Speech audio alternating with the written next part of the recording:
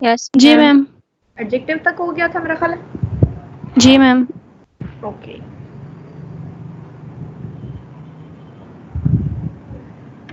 Ma'am adjectives की कुछ चीजें रहती थी, कंपैरिजन वगैरह उसका करना था अभी। ओके कंप्लीट नहीं मैम हुआ। डिग्रीज वगैरह भी रहती थी। हाँ ठीक है। ओके एक्चुअली पता नहीं मेरे लैपटॉप में इशू हुआ है या इंटरनेट तो स्लो नहीं है।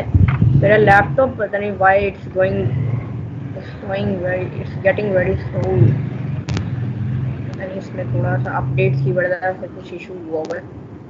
बहुत ही स्लो काम करता है। प्रॉब्लम।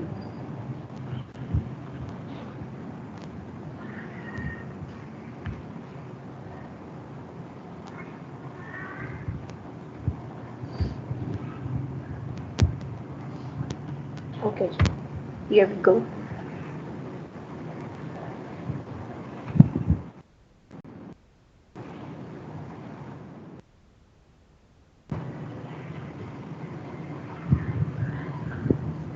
आप दोनों सेक्शंस की टोटल स्ट्रेंथ कितनी है?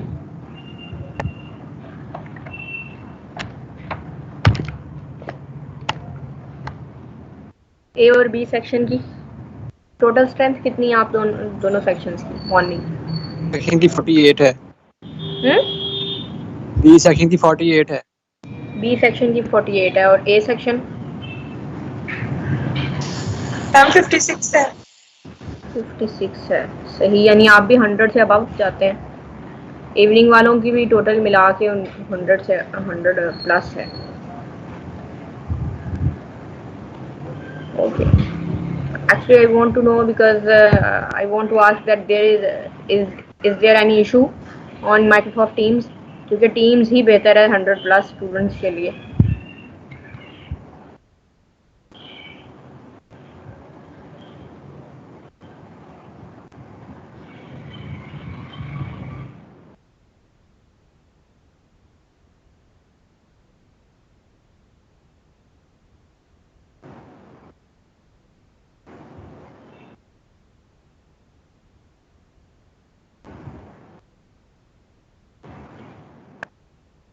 Okay, we were discussing adjectives. So we have, I think, discussed about descriptive adjectives and attributive. कर लिया था हमने कि ing और ed वाले adjectives में क्या difference होता है। ing adjectives effect have their effect on something, right? And ed adjectives you can say that shows that how noun to which or to whom they are describing how that noun is being affected, right? ing वाले जो adjectives and they describe the noun that how that noun is affecting something or someone, right? और ed वाले जो है ना वो ये describe करते हैं कि किस तरह नाउन खुद अफेक्ट हो रहा है। ओके आगे ये हाँ ये हमने ये भी डिस्कस कर लिया था कि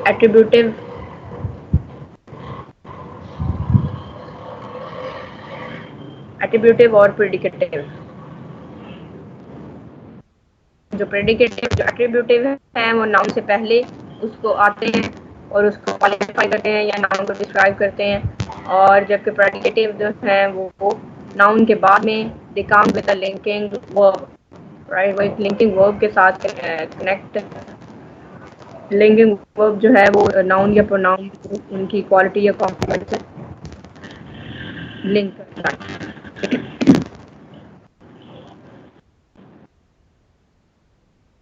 These things. So we can also compare things using adjectives. ये वो डिग्रीज उन एडजेक्टिव्स की होती हैं मोस्टली जो प्योरली एडजेक्टिव होते हैं जिन्हें हम किसी दूसरी टाइप में चेंज नहीं करते। For example cheap, long, cheaper, cheapest, long, longer, longest, happy, happier, happiest, expensive, more expensive, most expensive, annoying, good, better, वैसे इरेगुलर यानी ये तो है regular adjectives, degrees a cheaper cheapest, और ये इरेगुलर है, जैसे मोर या मोस्ट आता है, या जैसे गुड बैड बेस्ट है, बैड वर्स्ट वर्स्ट है, फार फार्दर और फर्दर और फारदेस्ट, लिटल लेस लीस्ट, ये इरेगुलर है, little less least,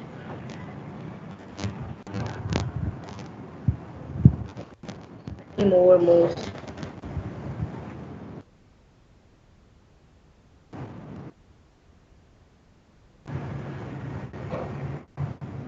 Here we have a diagram of the whole categorizations, all categorizations of adjectives. So firstly, descriptive adjectives which we have studied. इसके अलावा अगर आप रेनन Martin के book से देखें तो उसमें और भी आपको मिलेंगी न्यूमेरिक से रिलेटेड एडजेक्टिव, ठीक है, और एट्रीब्यूटिव, क्वालिटेटिव, डिफरेंट टाइप्स, उन्होंने नाम और चेंज किए हुए हैं। इसी तरह डिटर्मिनर्स हैं, एट्रीब्यूटिव डिटर्मिनर्स भी पहले ही आते हैं, डिटर्मिनर्स जो हैं वो भी पहले नाउन से पहले ही यूज होते हैं, इसलिए उन्हें डिटर्मिनर्स कहते हैं, क्योंकि because they determine the noun, right. For example colours और numbers, these are all determiners. Attributive होते हैं, एट्रीब्यूटिव जो पहले आते हैं, प्रेडिकेटिव जो बाद में आते हैं, and which are linked with through through a verb. Comparisons आ गए, डिग्रीज, उसमें पॉजिटिव, कंपैरेटिव और superlative, 3 degrees adjective, right? Okay, now here we have the verbs and its types and its different forms, right? So verbs, as you all know, that what is a verb? Verb is an action word, definitely, which shows some action that is being performed by the subject in a particular context or in a sentence, right? So a verb is the most important word in a sentence, definitely, because without a subject and a verb there is no sentence. किसी भी sentence में ये दो components, दो elements होना जरूरी है, फिर आप सेंटेंस कहते हैं, otherwise that is that written thing और that written words are not will not be called sentence. तो सेंटेंस में एक सब्जेक्ट और एक वर्ब ये लाजमी होने चाहिए। For example, he rights, right, they right, they play, right? So here there are only just 2 words, but that is a complete sentence. They write, he writes, he plays, right? तो एक subject है और एक verb है, लेकिन complete sentence है। Without it, the sentence would not make sense. Verbs describe what a person or thing is doing or being, यानी वो क्या कर रहा है या उसके साथ क्या परफॉर्म किया जा रहा है। Verbs also have some typical verb endings, verbs की भी इसी तरह टिपिकल एंडिंग्स है जिस तरह से एडजेक्टिव और नाउन की थी, जैसे कि ATE ट्रांसलेट, ट्रांसलेशन, ION लगाए तो नाउन हो जाता है, ट्रांसलेट तो वर्ब है, demonstrate, assassinate, assassination, assassin, right, and strength, अब ये एडजेक्टिव्स हैं। इन एडजेक्टिव के साथ जब हम EN लगाते हैं, वैसे ये एडजेक्टिव्स हैं। अगर मेन लेक्सिकल इसको देखा जाए एक लेक्सिकल वर्ड के तौर पे, तो ये लेक्सिकल जो है स्ट्रेंथ एडजेक्टिव है। इसी तरह मैड भी जो मेन लेक्सिकल है उसे वो एडजेक्टिव है, लेकिन जब EN इसके साथ लगाया टिपिकल एंडिंग के तौर पे, then this typical ending makes it verb. Strength, strengthen, mad, madden, happen, right. Same is the case with the less, lesson, यानी जब LES, less, that is an adjective.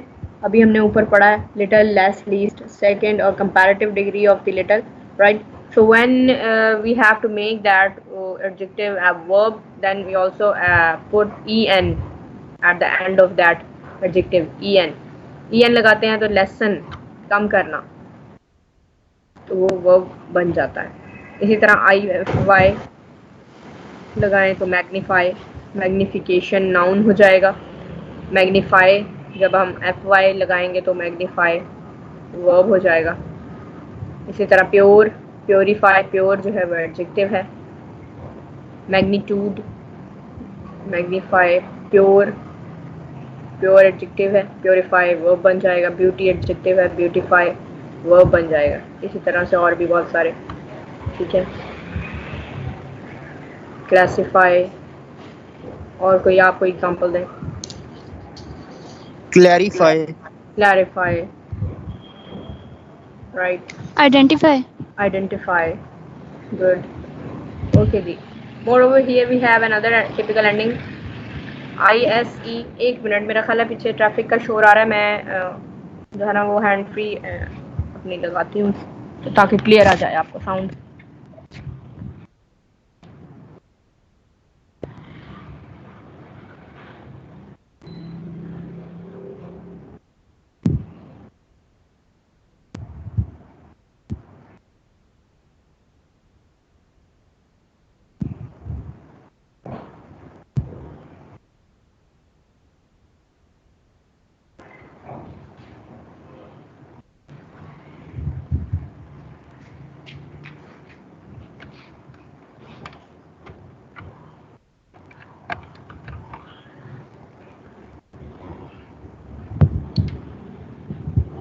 Okay ji.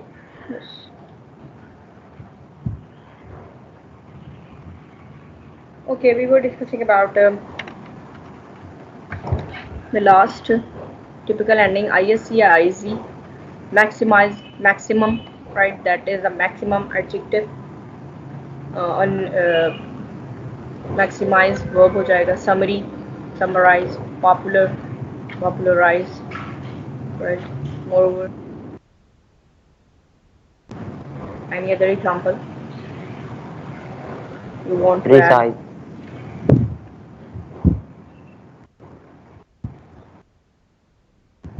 Hello, आवाज आ रही है आप लोगों को? Yes, ma'am. यस मैम आ रही है। यस मैम आ रही है। आ रही है? जी मैम जी ma'am.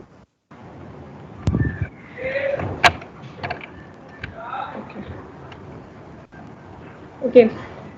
So we can classify verbs into main verbs and auxiliary. तो verbs की जैसे जिस तरह noun और adjectives के हमने different types की kinds पढ़ी या categorization आप क्या लें, इसी तरह verbs की भी different categorizations हैं, different types हैं। तो first दो main categorization है, these are the main verbs और lexical verbs। इन्हें main verbs भी कहते हैं, lexical verbs भी। For example, write, play, right, see, read, these are all the lexical main verbs। ये lexical verbs हैं। तो जो है बाकी जो इनके साथ टिपिकल एंडिंग्स या जो भी ऐड जो पार्ट फर्दर आगे उनकी डिफरेंट फॉर्म्स बन जाती हैं। For example write, rode, written. तो अब ये राइट जो है मेन लेक्सिकल वर्ब है, उसके बाद रोड जो है वो उसकी पार्टिसिपल फॉर्म आ जाती है, पास्ट पार्टिसिपल फॉर्म। राइटिंग अगर कहें आईएनजी तो वो सॉरी पास्ट पार्टिसिपल नहीं, रोड जो है वो सेकंड फॉर्म है उसकी, पास्ट फॉर्म। और अगर आईएनजी लगाएं तो वो प्रेजेंट पार्टिसिपल फॉर्म बन जाती है। रिटर्न जो है वो पास्ट पार्टिसिपल फॉर्म हो जाएगी। तो इस तरह डिफरेंट फॉर्म्स, लेकिन मेन लेक्सिकल वर्ड हमारे पास राइट है। इसी तरह से रीड या बहुत सारे दूसरे वर्ड्स भी। तो मेन लेक्सिकल वर्ब्स जो हैं वो यानी जो first form, the base of that verb is that called main verb और द लेक्सिकल वर्ब, राइट। और ये आपके कंटेंट्स में शामिल है, मैंने आप लोगों को कंटेंट दिखाया था कोर्स कंटेंट, तो उसमें आपने लिखा होगा क्या लेक्सिकल वर्ब्स आपने पढ़ने, ऑक्सिलरी वर्ब्स और लेक्सिकल वर्ब। तो ये वही है कैटेगराइजेशन, ठीक है। We can classify verbs into main verbs and auxiliaries. तो मेन जो दो कैटेगराइजेशन है वर्ब्स की, वो मेन वर्ब्स या लेक्सिकल वर्ब्स आप कह लें और ऑक्सिलरीज। फर्दर आगे जो है ना ये मेन वर्ब्स जो हैं इनकी फर्दर टाइप्स तो नहीं होती लेकिन डिफरेंट फॉर्म्स होती हैं, ठीक है। फॉर्म्स, डिफरेंट फॉर्म्स आ जाती हैं, वो पास्ट टेंस और पास्ट पार्टिसिपल या इन्फिनेटिव फॉर्म या प्रेजेंट पार्टिसिपल फॉर्म। तो ये टोटल सिक्स फॉर्म्स होती हैं वर्ब्स की। इसी तरह ऑक्सिलरी जो है इसकी फर्दर आगे दो टाइप्स होती हैं ऑक्सिलरी में, प्राइमरी ऑक्सिलरी और मॉडल ऑक्सिलरी जिन्हें कहते हैं, राइट। तो we will study them. The main verbs are also called full or lexical verbs because they are verbs which contain meaning. You can look them up in the dictionary and find a definition. ठीक है, lexical verbs कौन से होते हैं? They are also called full verbs, full words or full verbs, about which you can search out or look them up in the dictionary.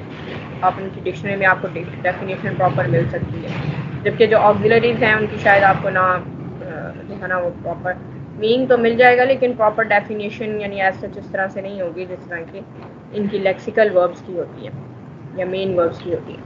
For example, I play football every Saturday. Play is the main lexical verb. The main verbs can be further classified into, इसकी आगे 3 further types हैं, transitive verbs, intransitive verbs और linking verbs. इसकी 3 types इसकी हैं और इसकी आगे 6 फॉर्म्स हैं। टाइप्स 3 हैं और 6 फॉर्म्स हैं और लेक्सिक ऑक्सिलरी की 2 टाइप्स हैं। ट्रांजिटिव वर्ब्स कौन से होते हैं? Transit mean transition, transit from one thing to another, right, means to say go from one thing to another. So it means that transitive verbs are the verbs that take an object, take a noun or pronoun as their object. तो noun या pronoun जो है उनके बाद में object के तौर पे वो लेते हैं. For example, he writes a short story. So a short story is a noun or pronoun. Story basically जो है ना वो noun है और ये short जो है short जो है ये इसके डिटर्मिनर्स हैं। ये आपको जब तब समझ आएगी इसकी ये जब हम फ्रेजेस पढ़ेंगे डिटेल में। तो वैसे आपको पता है, अगर आपने असाइनमेंट तैयार की थी, मेरा ख्याल आता आपने आपसे असाइनमेंट आप कह रहे थे तैयार करवाई थी फ्रेजेस में। तो ये कौन सा फ्रेज बनता है? A short story. कोई बता सकता है? यस क्लास, आप लोग सो गए क्या? मैम असाइनमेंट का क्या कह रही हैं आप? मैं आपसे कह रही हूँ कि अता साहब ने आपसे फ्रेजेस पे असाइनमेंट्स बनवाई थी ना, आप लोग बता रहे थे। मैम नो सर ने इस पे No, नहीं ma'am. असाइनमेंट बनवाई। अता साहब ने पढ़ाया था ना आपको? यस पढ़ाया था, लेकिन नहीं, मैम मैम, असाइनमेंट उन्होंने इस पे नहीं बनवाई। फर्स्ट सेमेस्टर में पढ़ाया था, उन्होंने फर्स्ट सेमेस्टर में पढ़ाया था। फ्रेजेस और क्लॉजेस पढ़े हैं बस। ENG 303 उन्होंने नहीं पढ़ाया था? ENG 303 पढ़ाया था ना उन्होंने? मैम पढ़ाया था, मैम लेकिन 20 उन्होंने सेक्शन को सिर्फ अली वकार साहब ने पढ़ाया था। और ए सेक्शन को अता साहब ने पढ़ाया ए सेक्शन को मैम जी उन्होंने नहीं, सिर्फ मैं- डेफिनेशन पढ़ाई थी फ्रेज और क्लॉज की, आगे इसका नहीं बताया था। ओके मैम 303 जो है वो सर अली वकार हाशमी ने सबको पढ़ाया था, चारों सेक्शन को। 303 नहीं, ए सेक्शन कह रहा है कि हमें अता साहब ने पढ़ाया था। नहीं मैम, सबको सर अली वकार ने पढ़ाया था। Yes ma'am ma'am first semester में सर अता ने पढ़ाया था। फर्स्ट सेमेस्टर में फिर आपने 301 पढ़ा था? यस जी मैम। Yes ma'am. ओके, नहीं ये 303 में है ना, 303 में है ये। 301 303 में है में सर। ग्रामर नहीं है सच में, सिर्फ पार्ट्स ऑफ स्पीच ही हैं, जस्ट पार्ट्स ऑफ स्पीच हैं, उनको डिटेल में फ्रेजेस वो नहीं है कोर्स में। 303 में डिटेल्स है फ्रेज, बल्कि फ्रेज और क्लॉज और उनका एनालिसिस है दोनों का।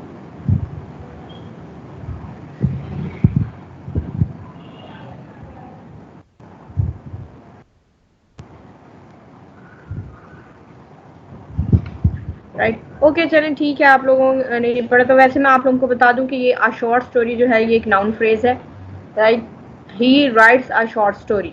सो अ शॉर्ट स्टोरी वर्ब के बाद जो है ये पूरा फ्रेज नाउन फ्रेज है। Why it is called noun phrase? Because here is the main noun story. ये जब हम फ्रेज पढ़ेंगे और फिर उसका एनालिसिस करेंगे और पूरा नाउन फ्रेज पढ़ेंगे तो फिर हमें जो है वो डिटेल में आप लोगों को पता चलेगा, बल्कि हमने उसमें एनालिसिस करते हुए उनको आइडेंटिफाई भी करना होता है उसके हर एलिमेंट को।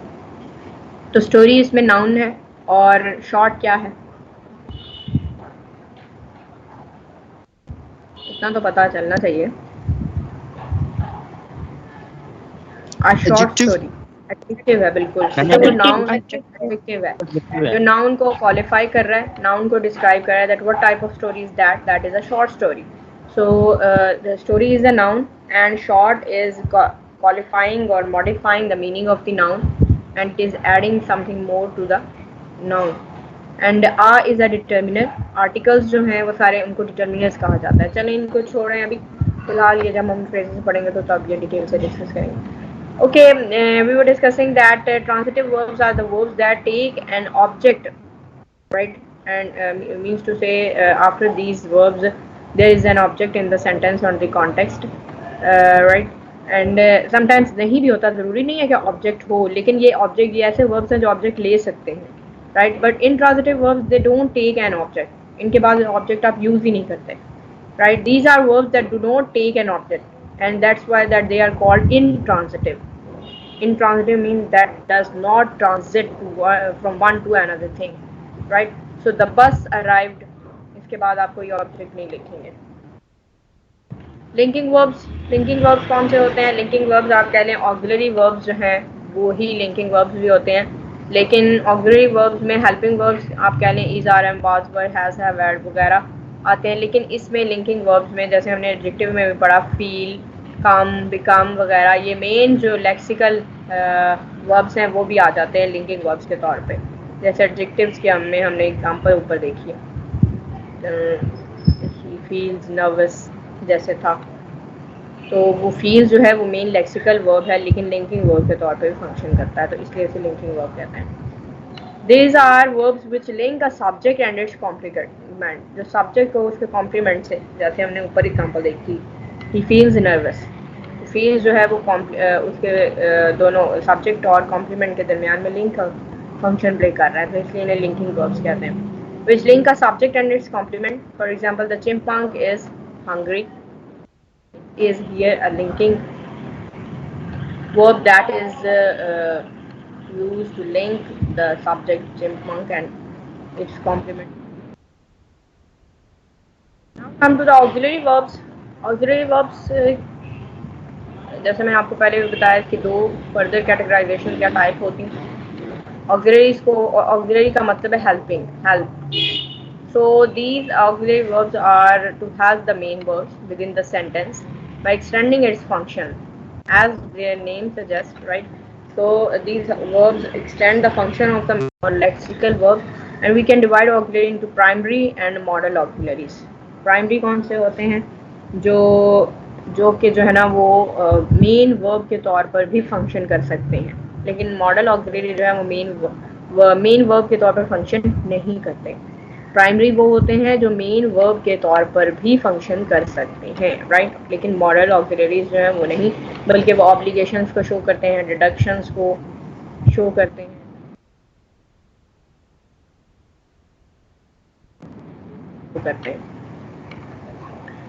प्राइमरी ऑक्सिलरीज इसलिए इन्हें प्राइमरी ऑक्सिलरी कहते हैं बिकॉज ये मेन वर्ब के तौर पर भी फंक्शन करते हैं। The primary auxiliaries are be, have and do. Be की यानी सारी फॉर्म्स कौन कौन सी होती हैं? बी की फॉर्म्स, बी की डिफरेंट फॉर्म्स कौन कौन सी हैं? Who will tell?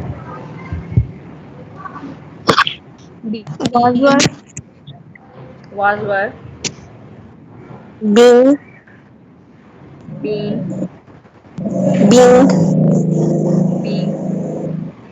was were, is, are, am, ये बी की ही सारी फॉर्म है। is, are, am, was, were, right, been and being, right, ये सारी बी की फॉर्म्स हैं।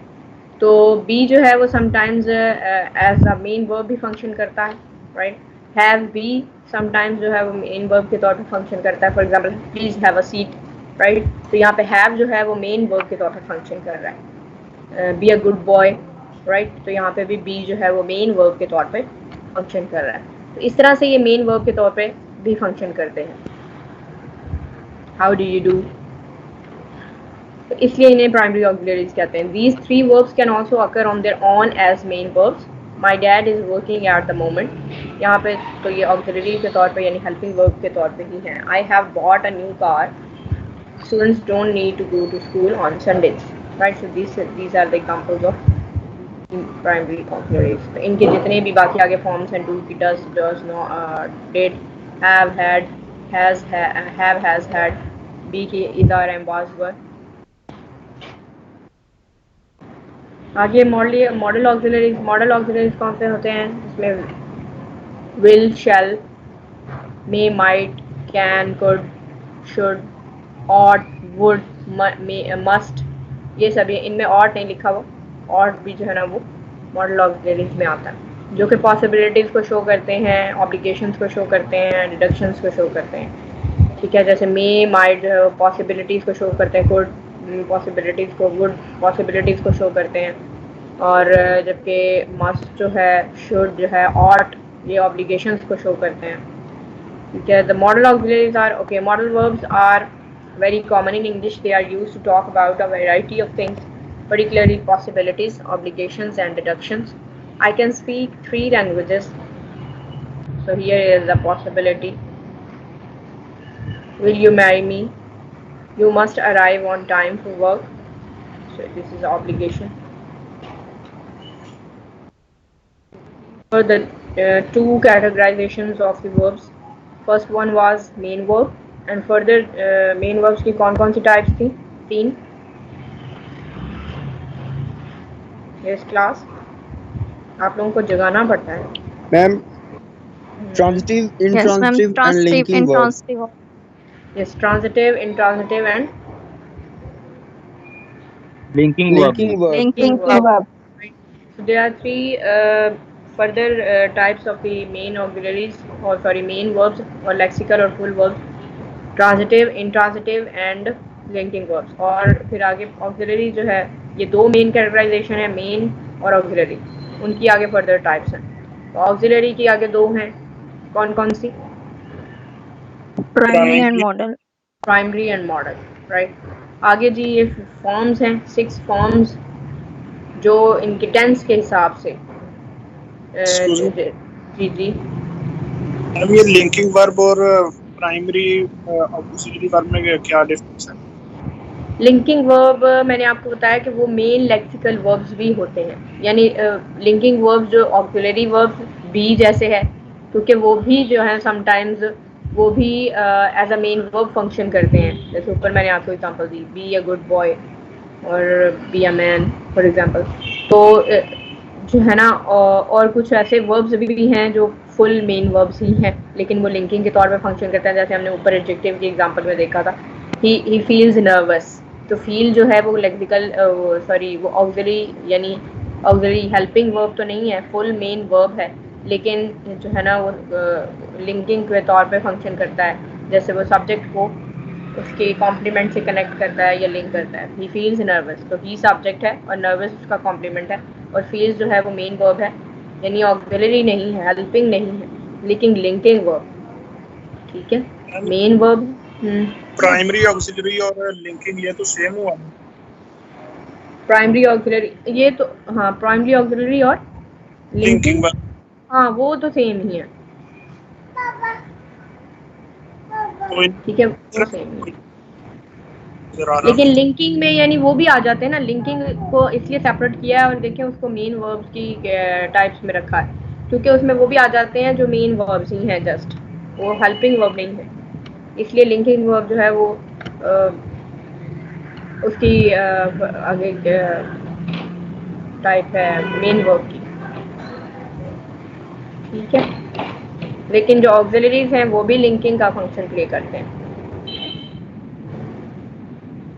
Clear? Is that clear now?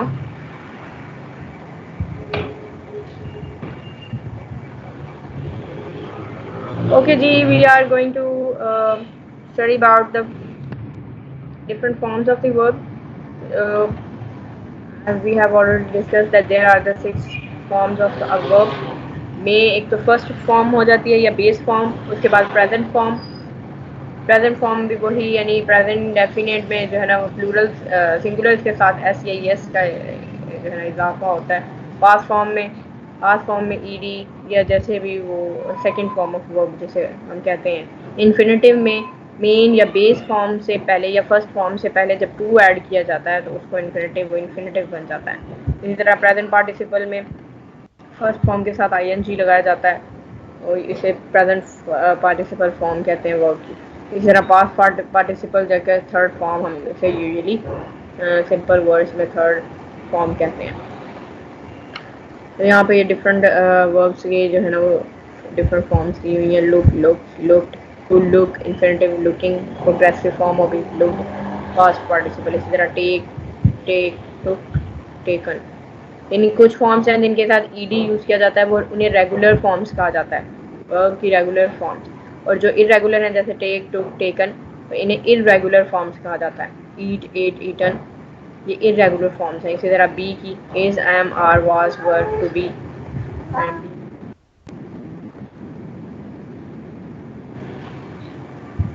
Okay, इन्हीं फर्दर इन्हीं टाइप्स को इन्हीं फॉर्म्स को आगे डिटेल में डिस्कस किया गया है कि इन्फिनेटिव और बेस क्या होते हैं।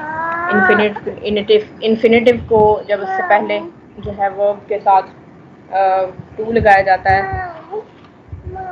तो इसे इन्फिनेटिव या फुल इन्फिनेटिव भी कहा जाता है। When the infinitive is formed without two,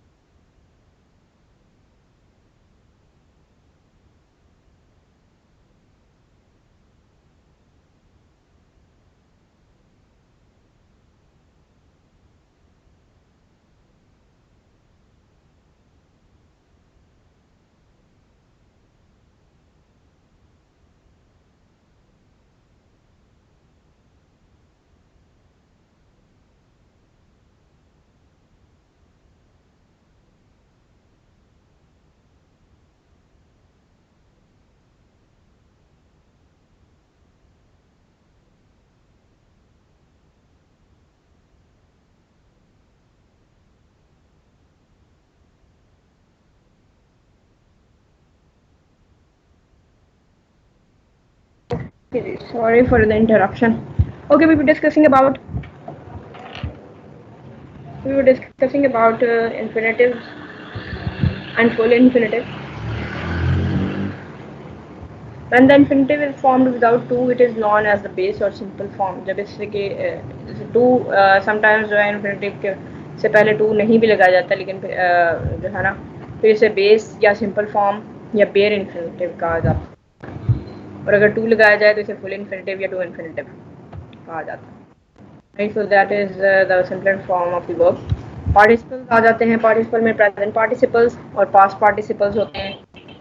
Present participles जिनमें फर्स्ट फॉर्म के साथ ing लगाया जाता है।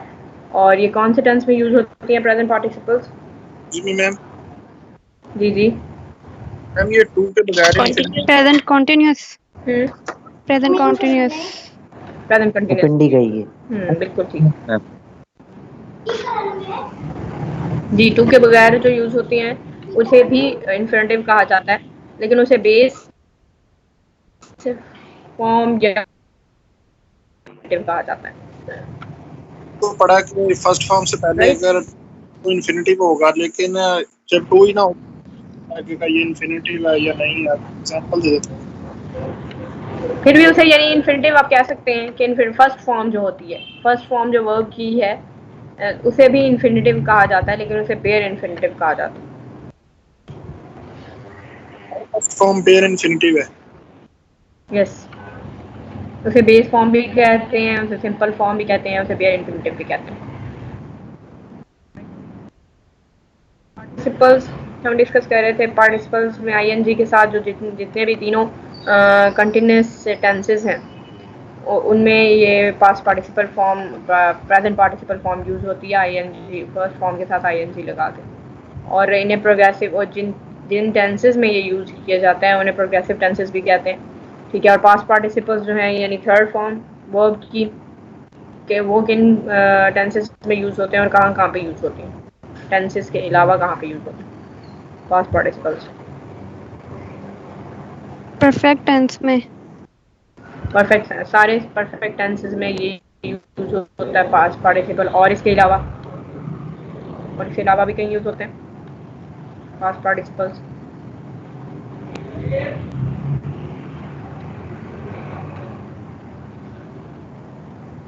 Yes class. समझ नहीं आएंगे हमें। परफेक्ट टेंसेस के अलावा परफेक्ट टेंसेस पास्ट पार्टिसिपल यानी third form of the verb where we use it। Ma'am active and passive voice में इस्तेमाल होते हैं। गुड, एक्टिव और पैसिव वॉइस में भी इस्तेमाल होते हैं। गुड, तो यानी परफेक्ट, हाँ जी, पास्ट इंडेफिनिट में तो सेकंड फॉर्म होती है ना, उसे पास्ट फॉर्म कहते हैं वर्ब की, उसे पास्ट पार्टिसिपल नहीं कहते। पास्ट पार्टिसिपल जो थर्ड फॉर्म है उसे कहते हैं, और वो और वो जो है वो पास्ट टेंसेस जितने भी हैं, present perfect, sorry perfect tenses, present perfect, past perfect और फ्यूचर परफेक्ट, तीनों परफेक्ट टेंसेस में यूज होती हैं। और उसके अलावा एक्टिव पैसिव वॉइस में यूज होती है। पैसिव वॉइस में हमेशा थर्ड फॉर्म यानी पास्ट पार्टिसिपल्स आते हैं।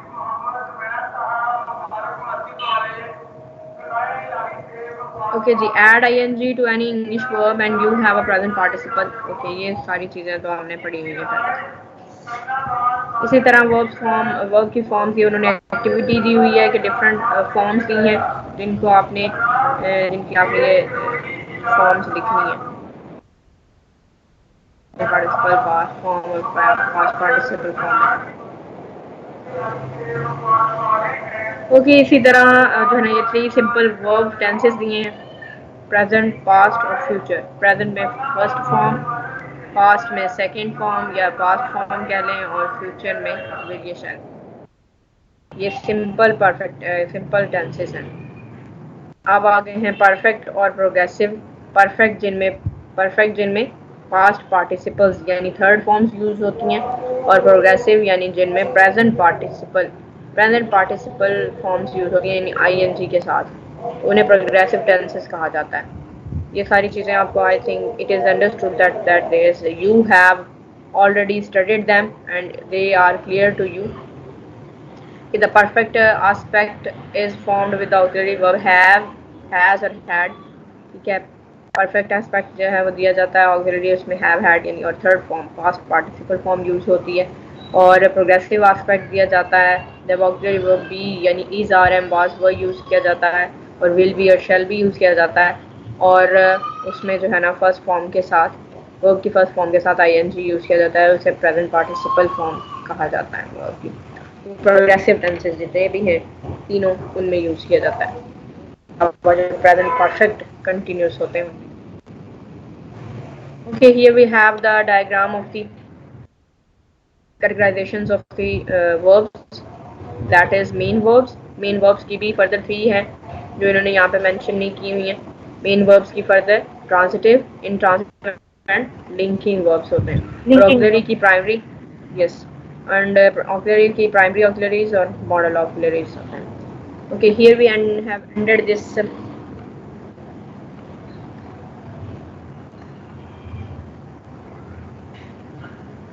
slide and we will continue with the other one।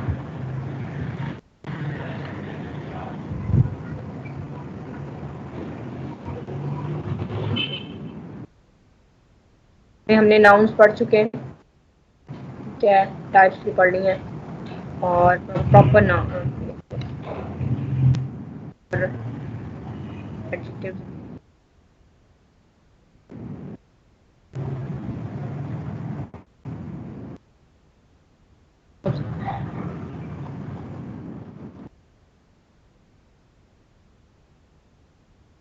Voice and passive, active voice और पैसिव वॉइस भी देख लें। एक्टिव वॉइस क्या होते हैं और पैसिव वॉइस क्या होते हैं, उनकी कंस्ट्रक्शंस जो हैं वो भी आपके सिलेबस में शामिल हैं। उनकी कंस्ट्रक्शंस हम बाद में करेंगे। Constructions mean how to construct और how to convert an active voice to from an active voice to a passive voice. So this is used when the active voice कौन से होते हैं, where the subject is active and it is affecting, it is affecting to someone or something, right? And where the subject acts himself or herself or itself, right? While on the other hand, in passive voice, the subject is being affected by something or someone. Subject passive voice में subject जो है वो passive होता है और कोई action उस पर परफॉर्म किया जा रहा होता है सब्जेक्ट पे. So you can be clear with the you will clear will be when you will read out this definition, that this is used when the subject acts or does something, right? This is used when the subject acts or does something. Active voice वो होता है जब subject खुद act कर रहा होता है, कोई काम कोई एक्शन परफॉर्म कर रहा होता है. An active sentence tells us what the subject did. तो एक्टिव सेंटेंस जो है that it tells us that what action is being performed by the subject. For example, Rachel clipped her nails. So here subject is Rachel and she is performing some action, that is clipping her nails, right? So here subject is active and this sentence is telling us that some action is being performed actively by the subject. Next is also the car hit the phone. So here the car is the subject and it is hitting the phone. Again जो है active है. The subject performs the action to the object. Subject जो है वो object पर action perform करता है, जबकि पैसिव वॉइस में सब्जेक्ट खुद पैसिव होता है और उस पर एक्शन परफॉर्म किया जाता है. यानी होता वो सब्जेक्ट की जगह पर है लेकिन ऑब्जेक्ट का रोल प्ले कर रहा होता है, रिसीवर होता है. That is a receiver of an action. So this is used where the subject has something done to it और it is the receiver of the action. इसीलिए इसे पैसिव वॉइस कहते हैं. सब्जेक्ट जो है वो itself is the receiver of the action. The subject does not act here. खुद act नहीं कर रहा होता बल्कि रिसीवर होता है एक्शन का. A passive sentence tells us what was done to the subject. So Rachel's toenails were clipped. So here Rachel is the subject but it is functioning as an object because some action is being performed upon her. So Rachel's toenails were clipped. The phone was hit by the car, right? So यहाँ पे आप जो देख सकते हैं कि subject जो है वो पैसिव है and an action is being performed upon it. The subject has the action done to it. Okay जी, अब आ जाए एडवर्ब्स पे. एडवर्ब्स क्या होते हैं? नाउन के साथ एडजेक्टिव हमने पढ़े क्योंकि नाउन्स को क्वालिफाई करते हैं या मॉडिफाई करते हैं या डिस्क्राइब करते हैं एडजेक्टिव, और वर्ब के साथ हम एडवर्ब्स पढ़ेंगे. क्यों? क्योंकि एडवर्ब्स क्या है, एडवर्ब्स का क्या फंक्शन है, क्या रोल है किसी भी सेंटेंस में? मैम ये वर्ब की मीनिंग में इजाफा करता है, एडवर्ब को जो है ना मॉडिफाई करता है. बिल्कुल, ये मेनली अनदर एडवर्ब को जी बिल्कुल, ये मेनली वर्ब को डिस्क्राइब करता है, उसके मीनिंग को मॉडिफाई करता है या उसको क्वालिफाई करता है, उसके फर्दर उसके बारे में डिस्क्राइब करता है, उसके बारे में इंफॉर्मेशन देता है. लेकिन उसके अलावा एडजेक्टिव को भी डिस्क्राइब करता है और उसके अलावा किसी और एडवर्ब को भी डिस्क्राइब करता है, right? So that is the adverb. Adverb that adds some meaning to the verb. These usually give us more information about verbs and they describe verbs in the same way adjectives describe noun. जैसे जो function adjectives का nouns के लिए है वो भी function जो है वो adverb का verb के लिए है. जिस तरह नाउन एडजेक्टिव जो है वो नाउन के बारे में मज़ीद इन्फॉर्मेशन देते हैं, हमें एक्स्ट्रा इन्फॉर्मेशन देते हैं, इसी तरह से एडवर्ब जो है वो वर्ब्स के लिए बारे में उसको डिस्क्राइब करते हैं और फर्दर इन्फॉर्मेशन देते हैं. Mostly they are formed by adding ly to the ends of the adjectives. ly add कर एडजेक्टिव्स के एंड पे ly ऐड करके जो है ना फॉर्म किया जाता है इन्हें. फॉर एग्जांपल क्विक एडजेक्टिव है, क्विकली, ठीक है, और स्विफ्ट, स्विफ्टली, हार्ड, हार्डली, ये सब एडजेक्टिव्स हैं और ly ऐड करके एडवर्ब में कन्वर्ट किया जाता है. ये ब्रीफ सा हमने थोड़ा सा एडवर्ब के बारे में पढ़ा है। एडवर्ब के बारे में मज़ीद डिटेल से हम जब इसका एनालिसिस करेंगे, फ्रेज एनालिसिस, तो फिर हम इसको डिटेल से जो है वो पढ़ेंगे। और एडवर्ब की डिफरेंट काइंड्स भी हैं। रेनल मार्टिन की बुक में आप डिटेल से देख सकते हैं, बहुत सारी 7-8 इसकी टाइप्स हैं एडवर्ब की। ठीक है, adverb of manner, adverb of place, adverb of time.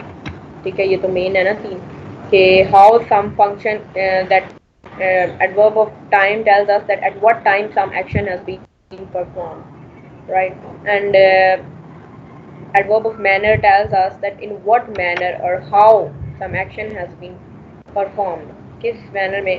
For example, the horse runs fast। तो fast आप देखें कि fast जो है वो adjective है या adverb है? The horse runs fast। Ma'am adverb है। एडवर्ब एडवर्ब है। इस सेंटेंस में अगर देखें तो एडवर्ब है। अगर हम कहें this is a fast horse और this is a swift horse, ma'am तो ये एडजेक्टिव है। फिर ये ये एडजेक्टिव है, एडजेक्टिव बन गया। फिर ये एडजेक्टिव बन जाएगा। ठीक है, यानी वर्ड वही सेम है लेकिन एक कॉन्टेक्स्ट में वो एडजेक्टिव है और एक कॉन्टेक्स्ट में वो एडवर्ब है। क्यों? क्योंकि उसका फंक्शन डिफरेंट है। एक जगह पे वो नाउन को डिस्क्राइब कर रहा है, that horse, that is the fast horse और that is the swift horse. तो हॉर्स नाउन है और नाउन को जब क्वालिफाई करेगा या उसको डिस्क्राइब करेगा तो वो एडजेक्टिव हो जाएगा। और जहाँ पे वो हम कह रहे हैं कि दिस हॉर्स रन्स फास्ट, तो अब यानी उसका मैनर बता रहा है कि horse is running in what manner, how it is running, right. तो अब वो वर्ब में उसके एक्शन में मीनिंग ऐड कर रहा है। In what manner he runs means he runs fast, right. तो फास्ट रन्स वर्ब है और उसको मजीद एक्सप्लेन कर रहा है, एक्सपैंड कर रहा है कि he runs in what manner fast. तो फिर यहाँ पे ये एडवर्ब है। सो इसी तरह से ये 3 मेन इसकी होती हैं। आगे और भी फर्दर वैसे होती हैं इसकी टाइप्स एडवर्ब की, आप रेनल मार्टिन की बुक में डिटेल से देख सकते हैं। लेकिन ये जो मेन 3 है ना कि how, when and where, time, place and manner के वर्ब्स, ये तो बहुत ही बुनियादी हैं। आगे प्रोनाउंस आ जाते हैं। प्रोनाउंस की भी 7-8 टाइप्स होती हैं। प्रोनाउंस क्या होते हैं? जो कि नाउन की जगह पे इस्तेमाल होते हैं। नाउन की जगह पे यूज होते हैं। ठीक है, जो कि नाउन की जगह पे यूज होते हैं। फॉर एग्जांपल इसके he, डिफरेंट she, केसेस होते it, हैं। He, it, और ये तो फर्स्ट पर्सन हो गए, सॉरी थर्ड पर्सन हो गए। he, she, it और they, he, she, it and they, ये इन्हें थर्ड पर्सन भी कहा जाता है। इसमें प्रोनाउंस में ये होता है कि इसके डिफरेंट पर्सन्स होते हैं, first person, second person, third person, और इसके डिफरेंट केसेस भी होते हैं। ठीक है ना, पता है ना आपको? Nominative case, objective case, passive case, reflexive case, right. तो पर्सनल प्रोनाउंस होते हैं, यानी फर्स्ट पर्सन और सेकंड पर्सन और थर्ड पर्सन कौन से होते हैं? फर्स्ट पर्सन कौन से होते हैं? फर्स्ट पर्सन प्रोनाउंस हम किन्हें कहते हैं? पढ़ी हुई आई वी यू, मतलब स्पोकन पर्सन। यस, जो हाँ जी, तो वो यू नहीं होगा, वो आई और वी है, जस्ट जो at that time they are speaking, right. I और वी दो फर्स्ट पर्सन है और सेकंड पर्सन जिसके बारे में बात की जा रही हो, यू होगा। जिसे एड्रेस किया जा रहा है।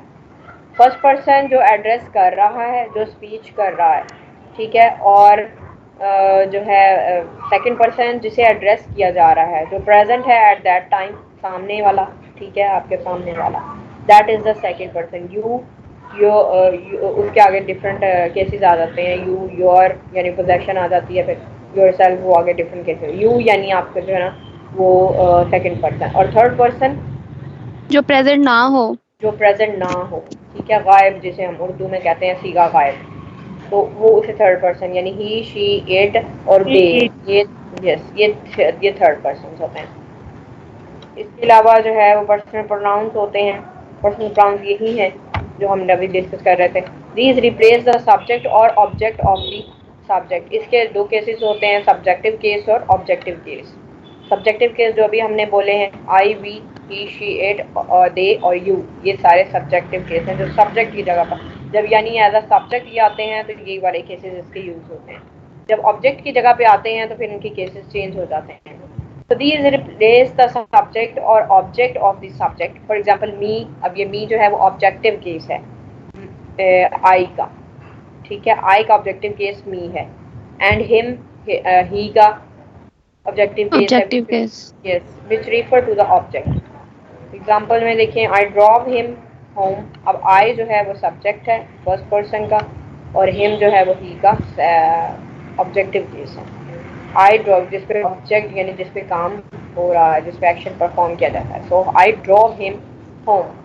ही थैंक मी, इन्हें उर्दू में जो है ना वो कहते हैं फाइल और मफूल। He thank me for the lift, he subject है और मी आई का ऑब्जेक्टिव केस है, पे एक्शन परफॉर्म किया जाए। Who is the receiver of the action, that is the object. इसी तरह पोजेसिव प्रोनाउंस आ जाते हैं। पोजेसिव प्रोनाउंस आई और वी के कौन से हैं? पोजेशन जो शो करते हैं। मैम आई का माई और बी का अबर। जिस आई का माय और माइन होता है, ठीक है, वी का अबर और अवर। और आवर्स होता है। और इसी तरह Our बाकी us. हैं, यस, ही का हिज, शी का हर, इट का इट्स, राइट, और दे का them, their, sorry their. Instead of saying this is Tara's wedding, we might say this is hers, right? So that is a possessive case. Hers is a possessive. Reflective pronouns होते हैं जो reflect करते हैं, यानी reflect उसी को, जो subject है उसी का रिफ्लेक्टिव, ऑब्जेक्ट में भी उसी का रिफ्लेक्शन होता है। These indicate that the object of a verb is the same as its subject, यानी ये रिफ्लेक्टिव प्रोनाउन जो सब्जेक्ट में है उसी ऑब्जेक्ट में भी मौजूद है, उसका रिफ्लेक्शन जो होता है, इसलिए इन्हें रिफ्लेक्सिव केस कहते हैं। ही कॉन्ग्रेचुलेटेड हिमसेल्फ, हिमसेल्फ जो है ही का रिफ्लेक्सिव केस है। दे एंड इन सेल्फ और सेल्फ भी है, himself, itself, again in different cases। Personal pronouns के पोजेसिव प्रोनाउंस और रिफ्लेक्टिव प्रोनाउंस। ये हमारे पास फर्स्ट पर्सन आई और मी इसका आई सब्जेक्टिव और मी ऑब्जेक्टिव। इसी तरह से प्लूरल में वी फर्स्ट पर्सन सब्जेक्टिव और अस ऑब्जेक्टिव। माइन इसका पोजेशन, आवर्स इसका प्लूरल में, माई सेल्फ रिफ्लेक्सिव और आवर सेल्फ रिफ्लेक्टिव। यहाँ पे सिर्फ इन्होंने माइन लिखा है, माई भी जो है वो भी possession singular. Second person you ही है, ठीक है, उसका प्लूरल भी यू होता है और सिंगुलर जो है उसका योर्स पोजेशन के लिए, योर्स, और प्लूरल में भी योर्स ही है, और इसी तरह रिफ्लेक्सिव में भी your self. Third person he, she, it और दे होते हैं प्लूरल में, ये साथ इनके ऑब्जेक्टिव केसेस भी हैं, और इनके possessive theirs, his, hers, its. Okay जी, आगे आ जाते हैं डेमोन्स्ट्रेटिव प्रोनाउंस। और डेमोन्स्ट्रेटिव प्रोनाउंस इसलिए भी इम्पॉर्टेंट हैं क्योंकि जब हम ये नाउन फ्रेज पढ़ेंगे तो नाउन फ्रेज में जिन्हें हम डिटर्मिनर्स कहते हैं, तो डिटर्मिनर्स के तौर पर डेमोन्स्ट्रेटिव प्रोनाउंस भी आते हैं। डिटर्मिनर्स में 3, 4, 5 तरह के वर्ड्स होते हैं, जिनमें एक तो आर्टिकल्स आ जाते हैं जिन्हें हम डिटर्मिनर। नाउन फ्रेज जब हम पढ़ेंगे तो वो आपको क्लियर हो जाएंगे। डिटर्मिन यानी जो नाउन से पहले आते हैं।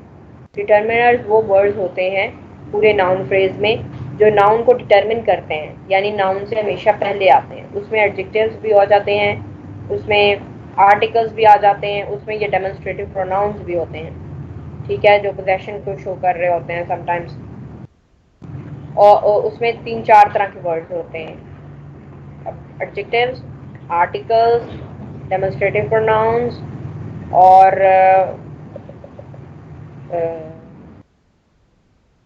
इंट्रोडक्टिव प्रोनाउंस, इंडेफिनिट प्रोनाउंस के वर्ड्स आ जाते हैं जिन्हें हम डिटर्मिनर्स कहते हैं नाउन फ्रेज में। वो हर जगह नाउन हो जाएंगी चीजें। ओके, डेमोन्स्ट्रेटिव प्रोनाउंस डेमोन्स्ट्रेट जो करते हैं, डेमोन्स्ट्रेट मीन जो पॉइंट आउट करते हैं, ठीक है, डेमोन्स्ट्रेशन, demonstrate करना, point out at something, right? So these are the pronouns which point out at something or someone. These have a sense of pointing out, pointing at something or someone. For example, this, that, the or these, those. जो point करते हैं, these are demonstrative pronouns. Indefinite pronouns जो किसी चीज़ को specifically किसी शख्स या चीज़ को रिफर नहीं करते बल्कि कलेक्टिवली किसी को लेते हैं. For example something, someone, anything, anyone, anybody, nobody, no one. तो ये सब इंडेफिनिट प्रोनाउन जो क्लियर यानी किसी स्पेसिफिकली नहीं होते. These do not refer to specific persons or things, right? So no one, everything, no one, anybody, anyone, someone, something. So all these are indefinite pronouns. Relative pronouns. Relative pronouns कौन से होते हैं? कोई बताएगा? जो relate करते हैं, जो एक चीज को दूसरी से रिलेट करते हैं, कनेक्ट करते हैं, आप कह रहे हैं. जैसे कि जो दो क्लॉजेज वाला जो एक तो सिंपल सेंटेंस होता है ना, सिंपल जस्ट एक सिंगल सेंटेंस होता है जिसमें कोई क्लॉज नहीं होती.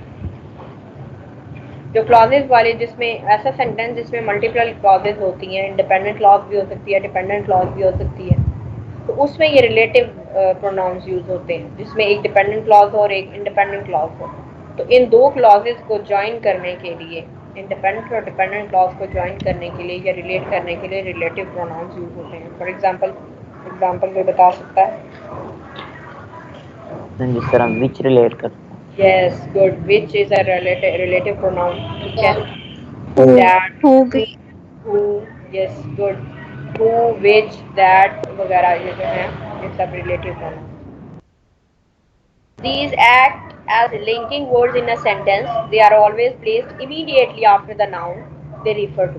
Noun या pronoun के बिल्कुल noun के बाद में फौरन बाद में यूज होते हैं. जैसे ये एग्जांपल है, a city that has many tourist attractions. तो ये आप कह सकते हैं यहाँ पे दो क्लॉजेस हैं, एक तो इंडिपेंडेंट क्लॉज है और दूसरी डिपेंडेंट क्लॉज है. तो a city, अब ये नाउन है, नाउन के फौरन बाद जो है ना इसको रिलेट करिए इस नाउन को बाकी जो दूसरी बाकी पार्ट है सेंटेंस का उससे रिलेट कर रही है, उसके कहने के कॉम्प्लीमेंट से उसको रिलेट कर रही है. City that has many tourist attractions. बाकी बात आगे हो. So that is used as a relative pronoun. Who is also, whom, whose, ये सभी जो है रिलेटिव प्रोनाउंस हैं. दैट जो है वो दोनों आप कह लें इंसानों के लिए और इनएनिमेट ऑब्जेक्ट्स के लिए भी यूज होता है. दैट जो है वो दोनों पे, इंसानों के लिए भी और इनएनिमेट ऑब्जेक्ट्स या एनिमेट ऑब्जेक्ट्स के लिए, दोनों के लिए यूज होता है. लेकिन जो हु, होम, हुज है ये हम बेजान चीज़ों के लिए या जानवरों के लिए यूज नहीं करते हैं. हु जो है वो जस्ट सिर्फ इंसानों के, लोगों के लिए यूज होता है. जबकि विच जो है वो चीज़ों के साथ यूज होता है, जानवरों के लिए भी आप यूज करते हैं. So the relative pronouns are who, whom and whose referring to people and which and that referring to things. That भी जो mostly जो है वैसे वो दोनों के लिए यूज होता है लेकिन mostly things के लिए यूज होता है. Interrogative pronouns होते हैं. Interrogative pronouns for example what, जो WH जितने भी words हैं वो सारे interrogative pronouns में आ जाते हैं. Who, how, whose, which, what, where, why, ये सब जो हैं जो क्वेश्चन पूछने के लिए इंट्रोगेटिव प्रोनाउंस जो हमने यहाँ पे देखिए. इसके अलावा कंजंक्शंस होती हैं. कंजंक्शंस की दो टाइप्स हैं मेन. तो these are joining words. Conjunctions क्या होती हैं? जो जॉइनिंग वर्ड्स होते हैं. फॉर एग्जाम्पल बताएं कोई, जैसे कौन कौन से conjunction? But because, therefore and या और, yet, ये सब कंजंक्शंस हैं जो ज्वाइन करने के लिए, वर्ड्स को ज्वाइन करने के लिए सेंटेंस में यूज होते हैं. और प्रेपोजिशंस क्या होती हैं?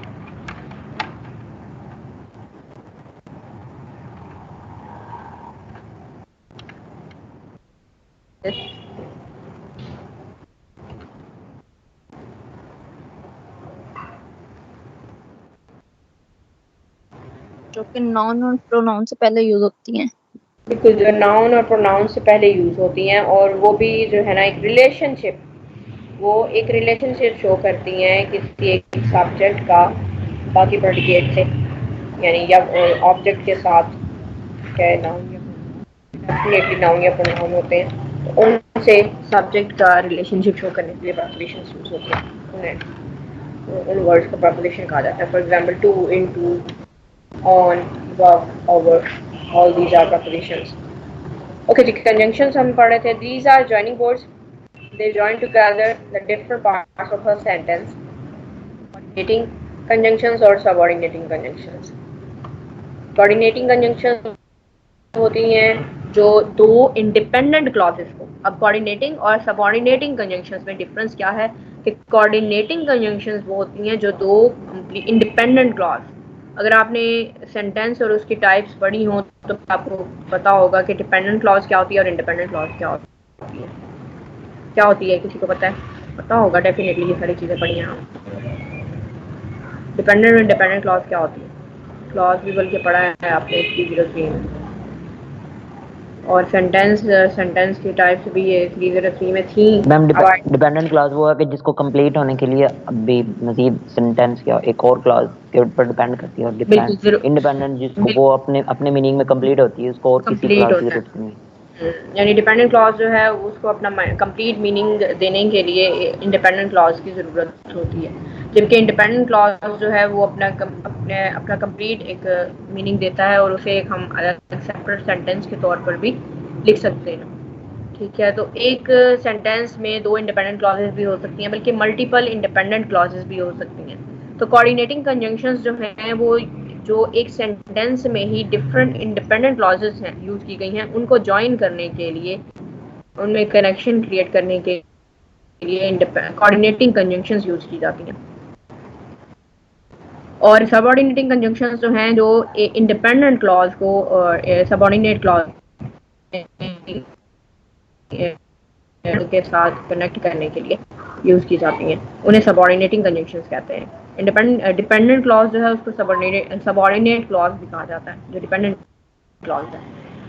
तो कोऑर्डिनेटिंग कंजंक्शंस जो है वो एंड और येट बट वगैरह ये कोऑर्डिनेटिंग कंजंक्शंस हैं, और ये दो इंडिपेंडेंट क्लॉजेस को ज्वाइन करने के लिए यूज की जाती है इक्वल लेवल की, यानी जिनका मीनिंग जो है वो इक्वल लेवल का, दोनों अलग अलग अगर डिफरेंट सेंटेंसेस के तौर पे हो तो मीनिंग कन्वे करेंगे, लेकिन उनको एक ही सेंटेंस में इकट्ठा किया जाता है क्योंकि दे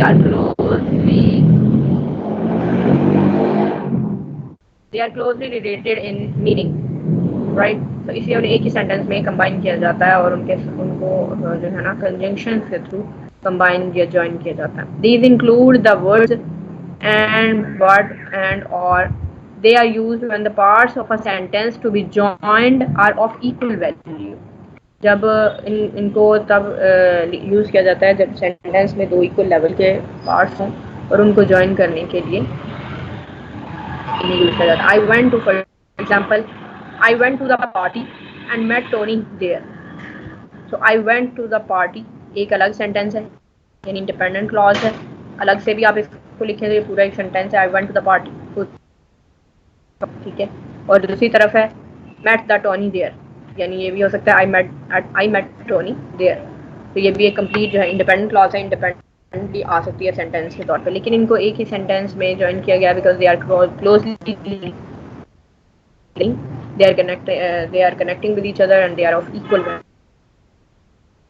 that they are combined in one sentence by using conjunction and, right। and in other type subordinating देखेंगे एक subordinate clause और main clause को connect करने के लिए, यानी जो subordinate clause है वो उसके बगैर main clause के बगैर complete नहीं होती। so these connect a subordinate clause, for example include, because, although, unless, until वगैरह, ये जो है ना ये सबऑर्डिनेट कंजंक्शंस की। मैम कुछ स्टूडेंट्स कह रहे हैं ऐड कर लें नहीं, मैंने तो ऑप्शन जो है ना वो ओपन नहीं रखा हुआ है, सभी जो है ना एक मिनट में चेक कर लेते हैं।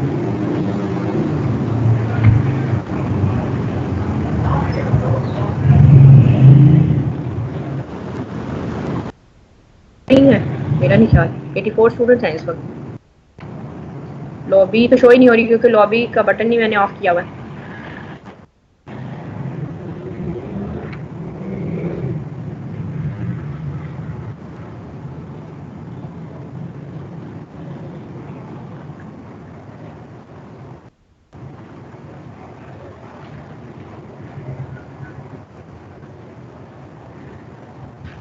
उनको क्या इशू है, उनका क्यों नहीं ज्वाइन हो रहा, या तो उनका इंटरनेट कनेक्शन में इशू होगा।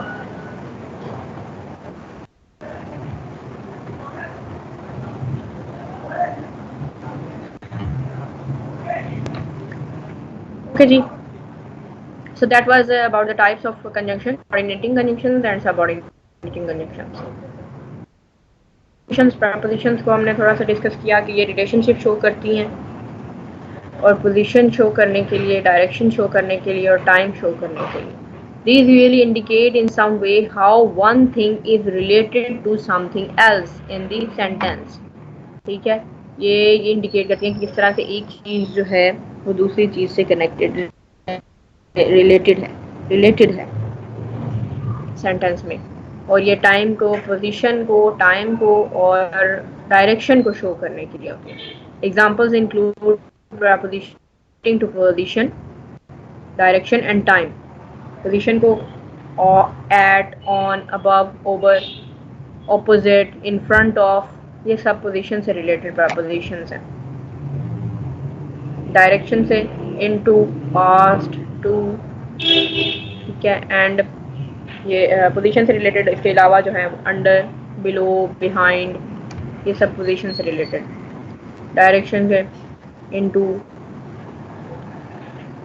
past, to,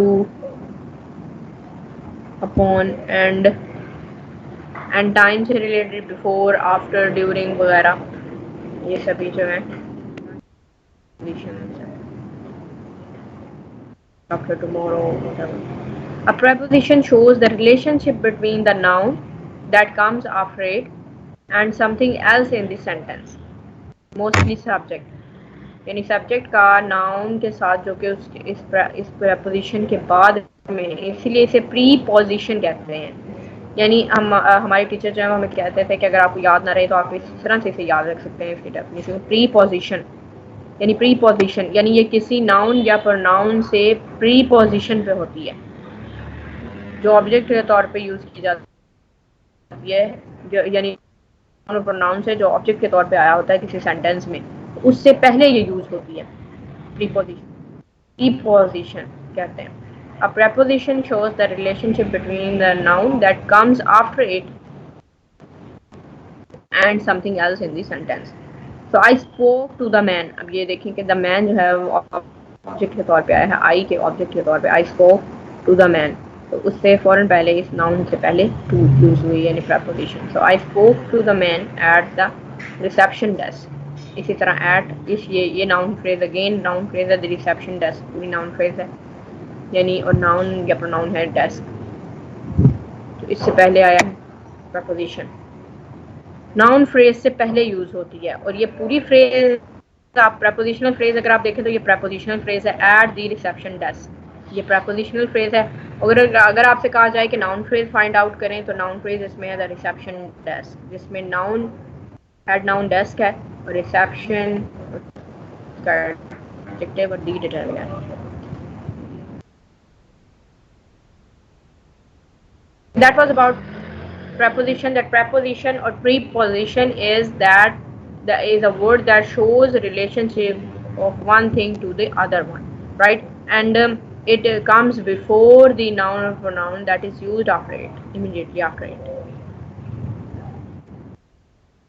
डिटर्मिनर्स क्या होते हैं? एक्सक्यूज मी मैम,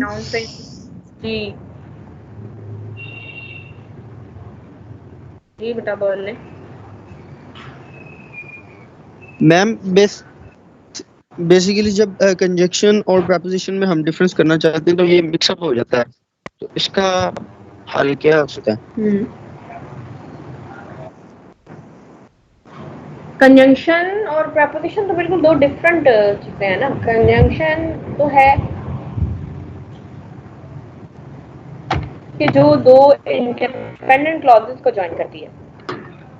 जबकि प्रेपोजिशन जो है वो आप कह लें कि सेंटेंस में किसी एलिमेंट को, सेंटेंस के अंदर जो एक एलिमेंट यूज हुआ है वो यानी नाउन या प्रोनाउन या सब्जेक्ट या ऑब्जेक्ट हो सकता है, उन दोनों को आपस में रिलेशनशिप शो करने के लिए, उन दोनों को आपस में रिलेशनशिप शो कनेक्ट नहीं करती या ज्वाइन नहीं करती, बल्कि जो कंजंक्शंस हैं वो ज्वाइन करती हैं, जैसे एंड और बट है, ठीक है, या और है।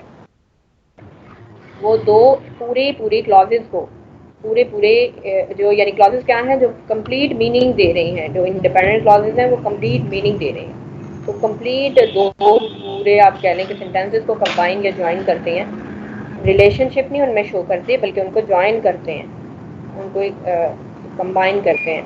तो उसके लिए कंजंक्शन यूज होती है। और इसी तरह से अगर दूसरी सबऑर्डिनेट कंजंक्शन भी देखें तो वो भी एक सबऑर्डिनेट क्लॉज और एक पूरी डिपेंडेंट क्लॉज होती है जिसको कनेक्ट करती है, आपस में ज्वाइन करती है। ज्वाइन करने के लिए, एक दूसरे से बांधने के लिए, यानी उसमें जो वर्ड यूज होता है उसे कंजंक्शन कहते हैं। जबकि प्रेपोजिशन जो है वो रिलेशनशिप शो करती है कि एक चीज, ठीक है, क्लियर है? Okay ma'am. जैसे एंड और बट हैं, ये कंबाइन करते हैं, रिलेशनशिप नहीं शो करते, कंबाइन करते हैं। जबकि प्रेपोजिशन वो रिलेशनशिप शो करती है। क्या, जैसे ये एग्जांपल हमने देखी है ऊपर, for example the pencil is lying on the table. तो अब पेंसिल का जो रिलेशनशिप टेबल के साथ क्या है वो शो कर रही है ये preposition, that is lying on the table. उसको कनेक्ट नहीं कर रही। यहाँ पे इंडिपेंडेंट क्लॉज है कोई या डिपेंडेंट क्लॉज है कोई? एक ही क्लॉज है। इस सेंटेंस में देखिए, the pencil is lying on the table. इसमें कोई दो क्लॉजेस हैं जिनको ज्वाइन किया जाए? एक ही क्लॉज है ना, या दो हैं?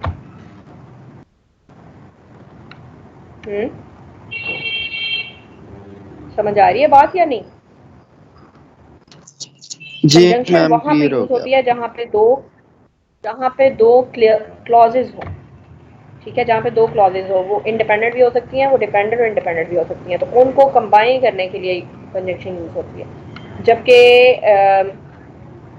प्रेपोजिशन जो है वो एक ही क्लॉज आप कह लें, एक ही क्लॉज के अंदर एक चीज का दूसरी चीज से रिलेशनशिप शो करने के लिए यूज होती है, ठीक है।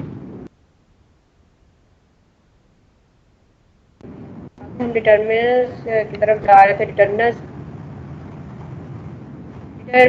थोड़ा सा मैंने पहले भी बात की थी कि डिटर्मिनर्स क्या होते हैं। डिटर्मिनर्स 4-5 तरह के वर्ड्स होते हैं, यानी ये जो हमने ऊपर हमारी जो वर्ड क्लासेस हमने डिस्कस की हैं, इन्हीं में से जो है कुछ वर्ड्स की कुछ टाइप्स को हम डिटर्मिनर्स के तौर पे देखते हैं। डिटर्मिनर का बेसिक मीनिंग क्या है? डिटर्मिन करना, यानी जो डिटर्मिन करे, जो क्वालिफाई करे, यानी जो नाउन से पहले आए, नाउन से जो नाउन को प्रीसीड करती है उसे डिटर्मिनर कहते हैं, जो डिटर्मिन करती है। तो उसमें एडजेक्टिव भी आ जाते हैं, कुछ एडजेक्टिव्स भी आ जाते हैं, और उसके अलावा डेमोन्स्ट्रेटिव प्रोनाउन, जैसे मैंने आप बताया था, दिस, दैट, दीज, दोज, वो भी आ जाते हैं।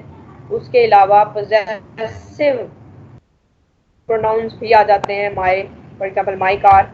तो अब कार जो है वो नाउन है और माई जो है वो पोजेसिव प्रोनाउन है, जो कि डिटरमिन कर रहा है कार को, कि कार पोजेशन को शो कर रहा है कि कार किसकी है, राइट। तो माई जो है, जो पोजेसिव प्रोनाउन है, वो कार को डिटरमिन कर रहा है, तो इसे इसलिए डिटर्मिनर भी कहते हैं। तो डिटर्मिनर में 4-5 तरह के वर्ड्स आते हैं। एक तो मैंने आपको बताया था आर्टिकल्स, आ, दी और एन।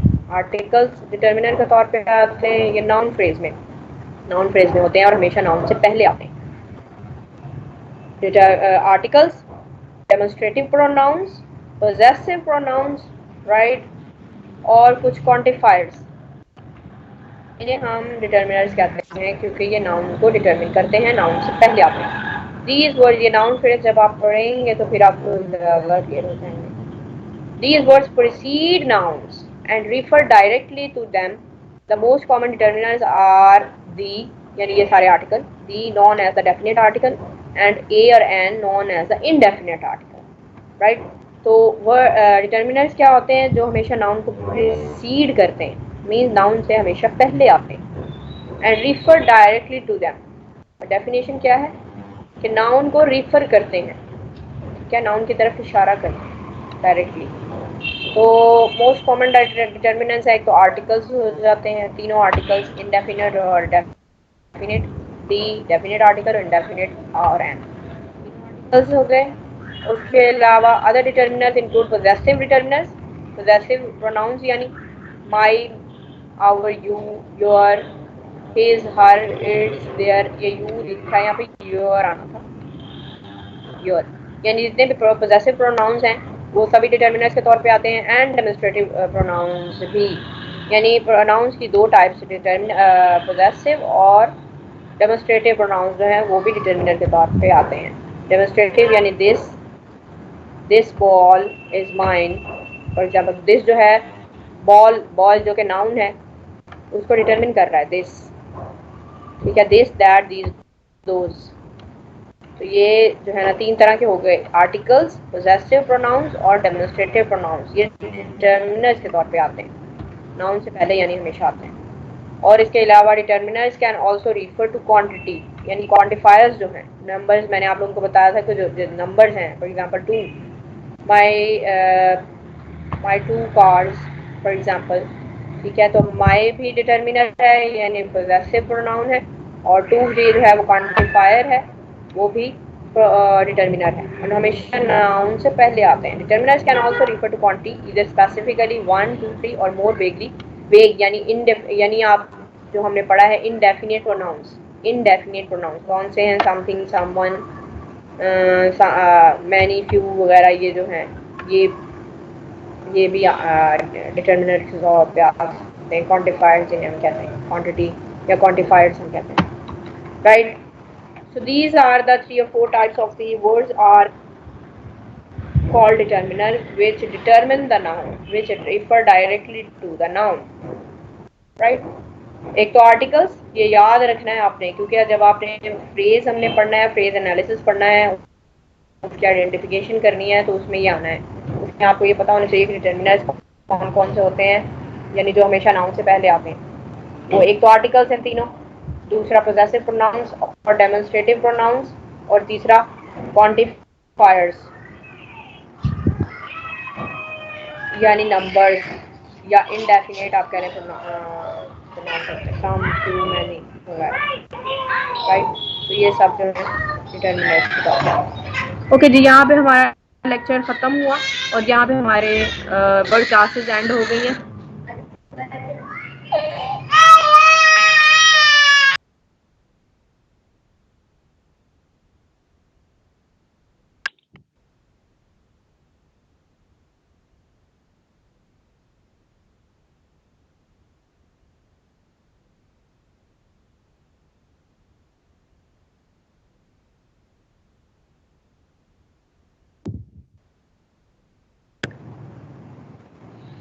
ओके जी, अब मैं आप लोगों की अटेंडेंस ले लूं।